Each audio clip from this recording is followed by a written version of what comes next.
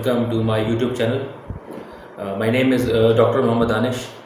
और जैसा कि मेरी पिछली वीडियो अगर आप लोगों ने देखी होगी तो मैंने जो पिछली वीडियो बनाई थी that is regarding the IELTS examination. ठीक है, तो इस एग्ज़ामिनेशन के बारे में मैंने बात की थी और उसमें बताने की कोशिश की थी कि ये एग्ज़ाम क्या होता है। इस एग्ज़ाम के थ्रू आप कौन कौन से कंट्रीज़ में जाके सेटल हो सकते हैं या वहाँ जाके पढ़ सकते हैं या वहाँ जाके आप जॉब कर सकते हैं। तो इस एग्ज़ाम के ऊपर मैंने एक वीडियो बनाई थी, उसका पार्ट 1 मैंने बनाया था। तो पूरा पार्ट तो मैं उस वीडियो में नहीं कवर कर पाया। मैंने बताया भी था कि मैं उसका एक सेकंड पार्ट बनाऊंगा। तो जो फर्स्ट पार्ट था उसमें मैंने उस एग्ज़ाम के बारे में इन जनरल बात की थी कि what this exam is all about the IELTS। Okay, and क्या एग्ज़ाम होता है, कैसे होता है, कौन कौन से सेक्शंस होते हैं, किस चीज़ के बारे में ये एग्ज़ाम होता है। तो मैं थोड़ा सा और फिर से बता देता हूँ, जैसे कि जो लोग आप देख रहे होंगे हो सकता है वो उन्होंने पार्ट 1 ना देखा हो, उन्होंने डायरेक्टली पार्ट 2 ये वाला पार्ट अगर ओपन किया है। तो मैं बता दूं कि मैंने जो वीडियो बनाई थी that is regarding the IELTS exam. तो ये एग्ज़ाम होता है the international English language testing system. ठीक है, तो इंग्लिश लैंग्वेज को टेस्ट करने के लिए एक इंटरनेशनल एग्ज़ाम होता है कि जो कोई भी बाहर जाके सेटल होना चाहता है या पढ़ाई करना चाहता है या माइग्रेट करना चाहता है या जॉब करना चाहता है तो उसके लिए एग्ज़ाम होता है, इंटरनेशनल एग्ज़ाम है। ठीक है, तो 4 सेक्शन होते हैं इस एग्ज़ाम के, listening, reading, writing and speaking. ठीक है, तो 3 चीज़ों का 3 सेक्शन का टेस्ट एक ही बार में होता है, जिसे बोलते हैं लिसनिंग, रीडिंग एंड राइटिंग।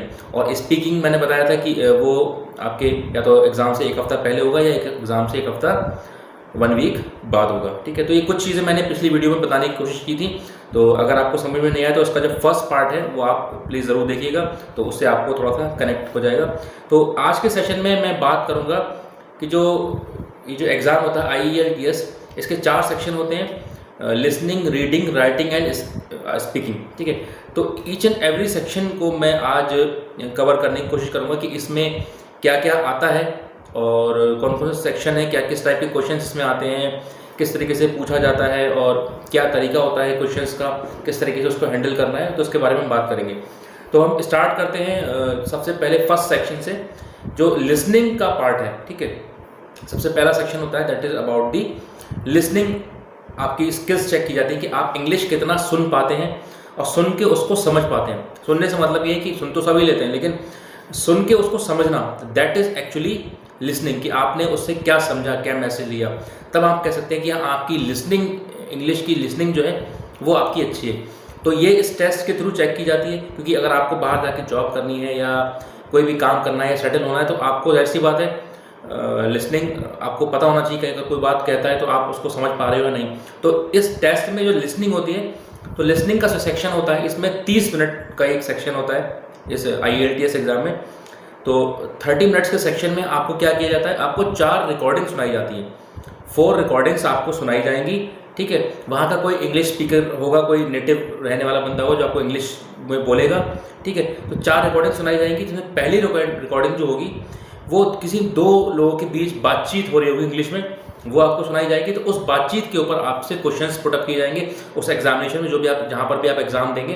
तो सुनाने के बाद आपको उस पर से क्वेश्चंस पूछे जाएंगे। ठीक है, सेकंड रिकॉर्डिंग जो होती है, सेकंड रिकॉर्डिंग में कोई एक मोनोलॉग जिसे बोलते हैं, कोई एक इंसान की आवाज़ किसी पर्टिकुलर टॉपिक पे आपको सुनाई जाएगी और आपको उससे रिलेटेड क्वेश्चंस जो है वो पूछे जाएंगे। ठीक है, तो this is about the second recording. About the third recording में क्या होगा कि 4 लोगों की करीब मतलब ज़्यादा लोगों की बातचीत आपको सुनाई जाएगी, जिसमें से आपको क्वेश्चंस दिए जाएंगे और आपको जवाब देने होंगे। और जो फोर्थ रिकॉर्डिंग होगी उसमें भी किसी एक इंसान की, एक व्यक्ति की आवाज़ आपको सुनाई जाएगी जो किसी पर्टिकुलर सब्जेक्ट पे बात कर रहा होगा। ठीक है, तो ये 4 रिकॉर्डिंग सुनाई जाएंगी। अब क्वेश्चंस किस तरीके के होंगे, क्वेश्चंस होंगे मल्टीपल चॉइस क्वेश्चंस हो सकते हैं, जिसे हम ऑब्जेक्टिव क्वेश्चंस बोलते हैं। एक सवाल होगा, 4 ऑप्शंस होंगे। ठीक है, मल्टीपल चॉइस क्वेश्चंस हो सकते हैं, मैचिंग वाले क्वेश्चंस हो सकते हैं, या आपको कुछ 2 चीज़ें मैच करने के लिए दे दी जाएंगी इंग्लिश में कि इन्हें मैच करिए according to the recording that you have listen. आपने जो भी रिकॉर्डिंग सुनी है उसके अकॉर्डिंग आपको मैचिंग करके बताना है इंग्लिश में। कुछ डायग्राम लेबलिंग होगी या कोई आपके समरी लिखना होगा, किसी भी उनकी 2 लोगों की बातचीत को समरी लिखनी होगी। ठीक है, सेंटेंस कंप्लीशन करना होगा, आपको एक सेंटेंस दिया जाएगा जो कि हाफ होगा, उसको आपको पूरा करना होगा, तो सेंटेंस कंप्लीशन दिया जाएगा। ठीक है, तो इस तरीके से करीब 40 क्वेश्चंस जो हैं जो सेक्शन में आएंगे। 30 मिनट अलॉटेड होंगे, 4 रिकॉर्डिंग, 40 क्वेश्चंस। तो this is the section of listening. Okay, अब हम बात करते हैं, फिर आता है आपका रीडिंग वाला पार्ट। तो रीडिंग जो सेक्शन होगा उसमें आपको 60 मिनट दिए जाएंगे। उस 60 मिनट में अगेन आपको इंग्लिश के कुछ पैराग्राफ्स होंगे, कुछ सेक्शंस होंगे जिसमें से आपके मल्टीपल चॉइस क्वेश्चन वहाँ पर भी आएंगे, बहुविकल्पी जिसे बोलते हैं, ऑब्जेक्टिव क्वेश्चंस, ठीक है। और कुछ आपको इसे बोलते हैं राइटर्स व्यू पूछा जाएगा कि राइटर का क्या व्यू है। जो भी पैराग्राफ आपने पढ़ा तो उसमें राइटर का क्या व्यू है, इस तरह के क्वेश्चंस आपसे पूछे जाएंगे इस रीडिंग के सेक्शन में, ठीक है। और आगे चलते हैं, इसमें ही आपका जो एक मैचिंग सेक्शन आता है, तो आपको मैच कराए जाएंगे सेंटेंस। आपको एक सेंटेंस दूसरे सेंटेंस से मैच करना होगा कि कौन सा एक दूसरे के साथ मैच हो रहा है। तो ये आपका हो गया रीडिंग का सेक्शन। तो इसके लिए भी आपको 60 मिनट्स अलॉटेड होंगे। तो ये 2 सेक्शन हो गए आपके, लिसनिंग और रीडिंग। अब हम बात करते हैं third section, that is the writing part, कि आपकी राइटिंग देखनी है कि आपकी रिटन इंग्लिश कैसी है। अब मैंने जैसे कि पिछली वीडियो में बताया था कि जो IELTS का एग्जाम होता है ये 2 तरीके से होता है, या तो आप IELTS एकेडमिक देंगे या आप IELTS जनरल देंगे। एकेडमिक वो जो पढ़ाई के लिए बाहर जाना चाहते हैं, और नॉर्मल एग्जाम जो जिसे हम बोलते हैं IELTS जनरल, तो वो कोई आप जॉब के लिए जाना चाह रहे हैं या अपने कोई सेटल होने के लिए जाते हैं, माइग्रेशन करना चाहते हैं, ठीक है। तो अगर आप IELTS एकेडमिक दे रहे हैं तो एकेडमिक राइटिंग अलग होगी। एकेडमिक राइटिंग में आपको क्या होगा, 2 टास्क दिए जाएंगे, टास्क 1 और टास्क 2, ठीक है।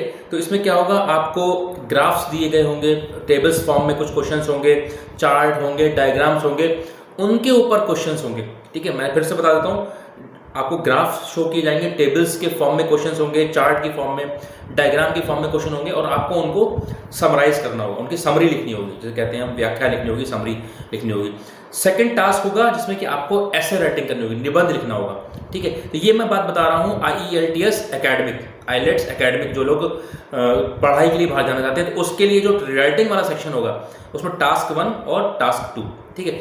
लेकिन जो लोग जॉब के लिए जाना चाहते हैं या सेटल होना चाहते हैं, उनके लिए होता है IELTS जनरल। तो उनका जो रिटन वाला सेक्शन होगा, राइटिंग वाला सेक्शन होगा, उसमें भी 2 टास्क होंगे, टास्क 1 और टास्क 2। सेम टाइम उसमें भी अलॉटेड होगा 60 मिनट का।